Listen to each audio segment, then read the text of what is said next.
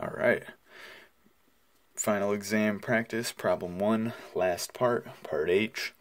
We want to calculate this improper integral, integrating from 0 to positive infinity of x e to the minus x with respect to x.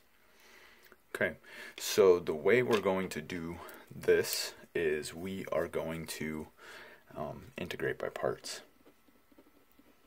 Okay, so we do our integration by parts. I want to differentiate this x term because when I differentiate it, it turns into 1, right? So du here is just dx, and this will actually be very helpful. And e to the minus x doesn't really matter if we're integrating or differentiating. It actually comes out to be exactly the same thing either way. So for dv, I'm going to choose e to the minus x dx. And then for v, I'll get minus e to the minus x doing the chain rule. Okay, so now I would need to combine these terms.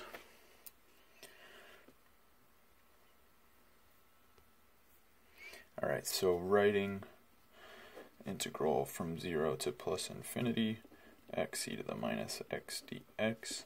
This is equal to, we do u times v, so minus x e to the minus x. Evaluate at 0, and then take the limit as x goes to plus infinity. And then we do minus, but we'll have a negative anyway, so I'll make it positive. Integral from 0 to positive infinity, e to the minus x dx, so doing v times du there. Okay, so let's integrate this term first, and then we'll ask some questions. Okay, so just rewriting the first term. The second term, when I integrate, it's going to turn into negative e to the negative x. So either way, I'll just write it minus e to the minus x. I'm evaluating at 0 and then taking the limit as x goes to plus infinity.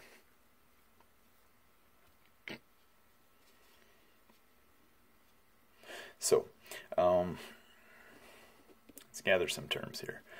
So we're going to take the limit as x goes to plus infinity.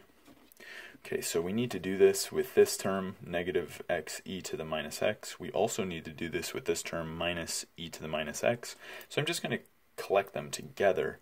The way I'm going to write them is minus 1 minus x e to the minus x. So I got minus 1 from this term, minus x from that term. Right, they're both being multiplied by e to the minus x. The rest of the stuff is just coming from evaluation at 0.